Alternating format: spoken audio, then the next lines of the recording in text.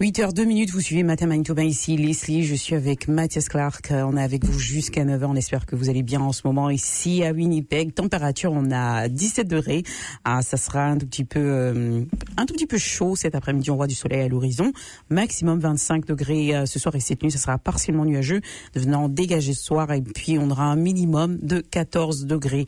On espère que vous allez bien, si vous prenez du travail, vous venez de vous réveiller, je sais pas, en tout cas ce que vous faites, nous on est avec vous jusqu'à 9h. C'est quoi? Non, je suis fatigué. Franchement, je vous jure que j'ai entendu le mot « je suis fatigué » peut-être 100 fois aujourd'hui, en moins d'une heure. Vivement le vendredi, pendant que Mathias se repose. Moi, j'attends. Ouais, t'attends ça avec impatience? Waouh. Vous savez quoi? Demain vendredi, c'est le 27 juin. Et puis au Canada, on parle de multiculturalisme. C'est le mois du multiculturalisme. Et notre invité me l'a rappelé. Je pense que c'était la semaine passée, n'est-ce pas? Exactement. Ouais. On se parle au téléphone et puis il me dit, mais tu sais pas, c'est le mois du multiculturalisme. Et je dis, je savais pas. Bref, je suis avec Humphrey Merveille, qui est président et fondateur de Youth Leadership Movement. Comment ça va ce matin? Ça va très bien, Leslie. Merci. Je t'en prie, merci d'être là. On parle d'un événement Black Mi'kmaq, ouais. United in Diversity, multiculturalisme. Ouais. Es-tu réveillé? Non, je suis réveillée. Attends, je répète. Tu m'arrêtes ça, Mathias. C'est quoi ton problème? J'ai pas de problème. Black Mi'kmaq United in Diversity. Et voilà. Je l'ai eu tout d'un coup. Franchement. De quoi il s'agit? Ça, c'est un événement qui aura lieu le 28 juin. Donc, ça sera samedi, de 10h du matin à 21h. C'est une longue journée, ça. C'est une longue journée, hein. Ouais. Ça m'a vraiment interpellé. Je me suis dit, mais qu'est-ce qu'ils feront? Comme activité pendant toute la journée. Mais attends, waouh. Même Mathias qui adore le volleyball ne joue pas au volleyball toute la journée. Non, bref. Ça, je dois te reposer à un point. N'est-ce pas? Est-ce que vous allez avoir des bons snacks, la nourriture? Il y aura des vendors. Sur place. Wow. Il y aura des performances culturelles. Cet événement-là, d'où vient l'événement? Pourquoi cet événement-là? Déjà, on est dans le concept multiculturalisme. Oui. Donc, du coup, avec notre partenaire PGCI, programme Jeunesse ici Corp. Donc, c'est ce genre d'événement, ils ont l'habitude de le faire. Déjà, l'année passée, on a fait le type de même événement, toujours au Centre Parc, mais cette fois-ci, on est parti avec l'idée du partenariat avec Youth Leadership Movement, vu que ça sera notre tout premier événement ici à Winnipeg. Bien qu'on est enregistré ici, on est en train de planifier notre coming out, mais de façon officielle. Mais dans le concept de soutenir l'activité, on s'est dit, on partage les mêmes convictions, on partage les mêmes approches, services pour la communauté. Donc, du coup, ça tombe pic à frais, en fait. Donc, on s'est tenu main dans la main pour pouvoir avoir un bon succès pour cet événement cette fois-ci, pour cette année. Et c'est samedi le 28 juin. De 10h à 21h. Ouais. Qu'est-ce qui va se passer? Déjà, à 10h, on a un petit regroupement. En fait, l'idée, c'est quoi? C'est que samedi, il y a des gens qui travaillent et ceux qui vont venir après le travail. Ok, donc c'est un peu pour tout le monde. C'est un peu pour tout le monde. On voulait avoir 2 jours déjà, on pouvait pas avoir parce que le parc est booké pour le jour suivant. Et du coup, on voulait avoir le 28 et le 29, mais c'était pas possible. Donc on s'est dit, comme on n'a pas 2 jours, on va maximiser la journée pour pouvoir accommoder tout le monde, ceux qui vont venir après leurs activités. Et voilà. Mais plus important, on veut vraiment célébrer la journée dédiée au multiculturalisme et permettre aussi aux jeunes de comprendre que nous ne sommes pas seulement une organisation qui veut faire un événement comme d'habitude, mais nous sommes une organisation qui veut aussi donner l'opportunité à d'autres jeunes qui veulent faire du volontariat, ceux qui veulent venir pour aider. Il y aura des enfants qui vont s'amuser. Donc du coup, on aura besoin de volontaires pour regarder comme la dernière fois, c'était vraiment un peu la casse. Il y a des enfants qui ont cassé les jeux qu'on a loués. Ouais. Après, il fallait gérer avec eux. Donc du coup, cette fois-ci, on veut un peu que les gens se mobilisent pour voilà. Donc toute la journée, il y aura la musique, les DJ vont jouer à partir de 12h, je crois 11h30 si je me trompe pas. Mais après, nous on sera là depuis 8h pour préparer l'arrivée de tout le monde, les vendeurs, et tout, voilà.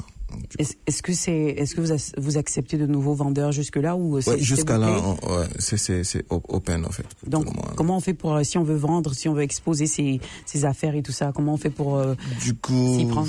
Du coup, je pense que PGCI, Programme Jeunesse ici Corp, aussi comme Youth Leadership Movement a dû poster, il y a la fiche avec le QR code pour les vendors. Ils n'ont qu'à scanner et puis s'enregistrer. Et après, cette fois-ci, j'ai causé j'étais même hier avec notre partenaire, Freddy Maungo, salam à lui, le président de PGCI. Il m'a dit, écoute, Fred, moi, j'aimerais qu'on puisse faire ça un peu plus flexible cette année. C'est-à-dire que les vendeurs ne doivent pas payer, genre, souvent. J'allais te poser la question. Est-ce qu'il y a un coût pour être vendeur, en fait? Non, mais il y a toujours un coût pour être un vendeur. Il y a toujours un coût, mais parfois ça varie $200, $150. Wow. Mais parfois, il me dit, écoute, on va faire ça un peu plus moins cher pour que tout le monde puisse être accommodé. Pour qu'on célèbre tous la journée du multiculturalisme. Donc, ça sera combien alors? Je sais pas, il m'a pas dit. Okay. Donc, on peut scanner le QR code. On peut scanner le QR code, exactement. Avoir tous les détails. Tous les détails. Mais j'aimerais revenir sur cet événement qui dure jusqu'à 21h. C'est vrai qu'on veut donner l'opportunité à tous ceux qui aimeraient aller, mais qui travaillent pendant la journée, de s'y rendre. Il y aura quoi pendant cette... Qu'est-ce que vous ferez jusqu'à 21h en fait? Est-ce qu'il y aura des temps morts, c'est-à-dire des temps où les gens peuvent se balader un tout petit peu dans le genre sans activité bien précise? Tu vois ce que je dis, sans prestation et tout ça. Est-ce qu'il y aura des temps morts? Parce que mine de rien, de 10h à 21h, c'est une longue journée, il faut se le dire. Je comprends. Ouais. En fait, il y a toujours des temps morts en tout. Hein. Il y a toujours des temps morts. Un moment pour se balader, c'est quand même un parc ouvert. On va pas clôturer le parc, il est ouvert à tout le monde. Tout le monde peut passer comme bon lui semble. Après, ce qu'on aura de plus important, ce sont des performances, la musique. Des performances de qui? D'artistes ou de groupes, par exemple, les gens qui vont à Folklorama, les pays qui, tu vois ce que je dis, les groupes de danse. Des enfants qui vont s'amuser, par exemple. Des enfants qui vont jouer. C'est beaucoup plus centré sur les familles et les enfants. Exactement. Donc, les enfants qui vont jouer, il y aura des cris de partout. Hey, faut pas faire ça. Tomber. Ouais. Donc, exactement. Et après, il y aura, au fait, Guinée Best, qui fait souvent des performances, des acrobates et tout, voilà. Donc, ça sera très intéressant de voir les danses, performances acrobates et tout. Et ça, je crois qu'on aura ça dans la soirée. Et après, il y aura le DJ qui sera là pour jouer un peu la musique qui plaît à tout le monde. Et si quelqu'un a une chanson qui lui tient à cœur, donc on peut jouer. Pour représenter un peu toutes les cultures, en fait, qui sera présente dans le parc, en fait. Ouais. Et tout le monde y est invité. Est-ce qu'il y a un coût pour entrer dans le parc? Non. Non, c'est gratuit? Non. C'est vrai qu'on a loué tout le parc, mais c'est gratuit. Oh, waouh. C'est bien. C'est un bon projet, je veux dire. On va rappeler la date, l'endroit, et puis en contact, si on a besoin de vous contacter, par exemple, pour ceux qui aimeraient exposer dans ce parc-là. Ok, la date c'est pour le 28, le 28, c'est-à-dire ce samedi-ci. Et l'endroit c'est Centre Park, donc tout juste derrière, Portage. Ok. Sur Ellis? Sur Ellis, okay. Ouais, exactement. Mais j'ai jamais compris, parce que après c'est pas vraiment Ellis, j'ai jamais compris pourquoi c'est Ellis. Mais ça dit Ellis, ça. Oui, non mais le parc il est sur Ellis alors que c'est vraiment pas Ellis. Je comprends pas comment on a placé ça Ellis. Ça, ce sont les gens de la ville. Ils pourront te dire. Mais c'est Ellis. Ouais. Donc, est-ce qu'il y a un contact qu'on pourrait avoir au cas où les gens auraient des questions et tout ça?